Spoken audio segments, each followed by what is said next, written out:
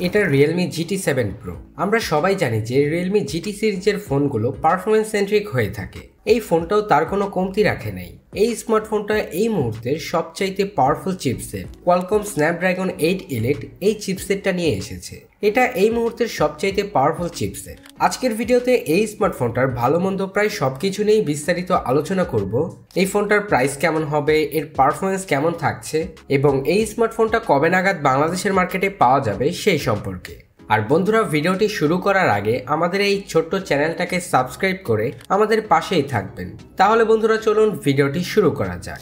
শুরুতেই কথা বলা যাক এই ফোনটার বক্স কন্টেন্ট নিয়ে।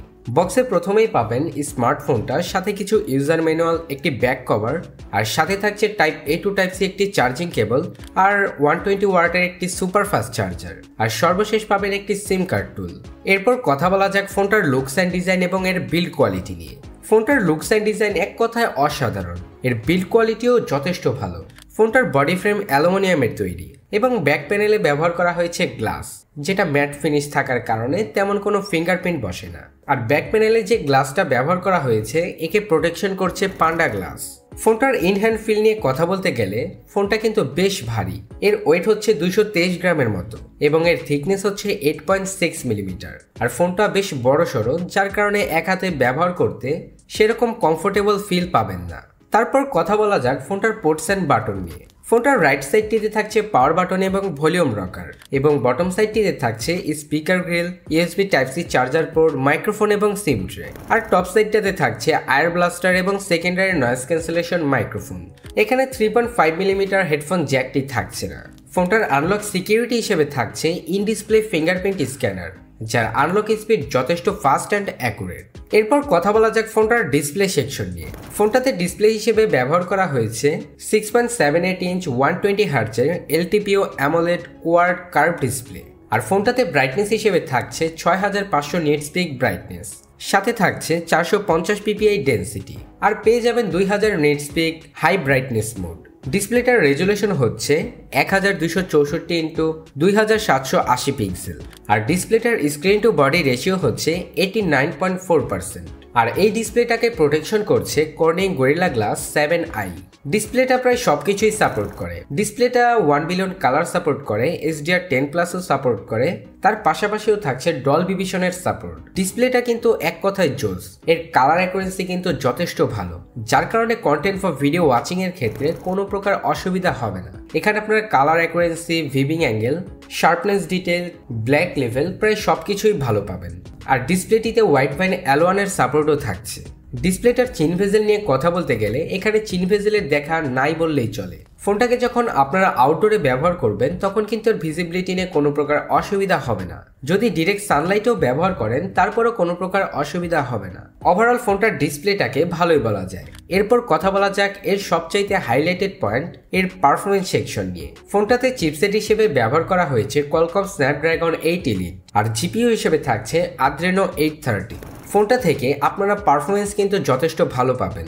এই ফোনটাকে 5টা ভেরিয়েন্টে লঞ্চ করা হয়েছে: 12GB 256GB, 12GB 512GB, 16GB 256GB, 16GB 512GB এবং 16GB 1TB পর্যন্ত, যার র্যাম টাইপ হচ্ছে LPDDR5X এবং স্টোরেজ টাইপ হচ্ছে UFS 4.0।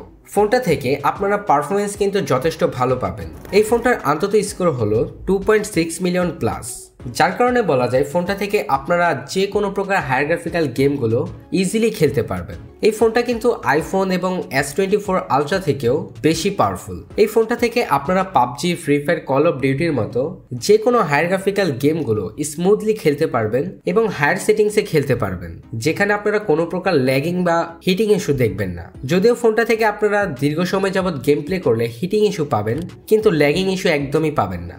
এই ফোনটা থেকে জেনশিং ইম্প্যাক্ট এই গেমটাও যথেষ্ট স্মুথলি খেলা যায়। এই চিপসেটটাকে পাওয়ার আপ করতে ফোনটাতে 6500 mAh এর ব্যাটারি ব্যবহার করা হয়েছে, আর সাথে থাকছে 120 ওয়াটের সুপার ফাস্ট চার্জার। ফোনটা থেকে আপনারা মোটামুটি 2 দিনের মতো ব্যাটারি ব্যাকআপ পেয়ে যাবেন, আর যদি হেভি ইউজার হয়ে থাকেন মোটামুটি 1 দিনের মতো ব্যাটারি ব্যাকআপ পেয়ে যাবেন।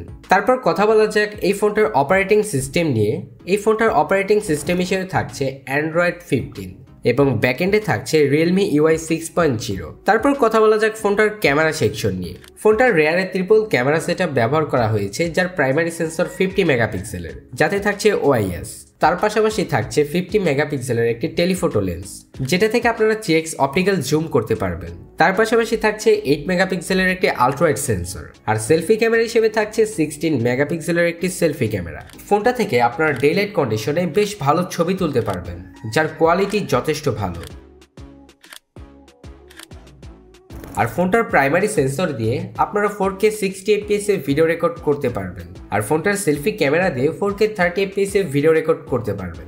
আর ফোনটার ক্যামেরা সেকশনে যেহেতু OIS ব্যবহার করা হয়েছে, যার কারণে ভিডিও খুব স্টেবল পাবেন, যার ফলে এই ফুটেজগুলো আপনারা কাজে লাগাতে পারবেন। তো এখন কথা বলা যাক এই ফোনটা কবে নাগাদ বাংলাদেশের মার্কেটে লঞ্চ করা হবে এবং এই ফোনটার প্রাইস কত হতে পারে। ধারণা অনুযায়ী এই ফোনটা আগামী 1 থেকে 1.5 মাসের মধ্যেই বাংলাদেশের মার্কেটে লঞ্চ করা হবে, আর লঞ্চের পর এই ফোনটার প্রাইস 75 থেকে 80,000 টাকার আশেপাশে হতে পারে। তো বন্ধুরা, আজকের ভিডিওটা এই পর্যন্তই। ভিডিওটি ভালো লেগে থাকলে অবশ্যই লাইক, কমেন্ট, শেয়ার, সাবস্ক্রাইব করে আমাদের পাশেই থাকবেন। দেখা হচ্ছে পরবর্তী কোনো নতুন ভিডিওতে।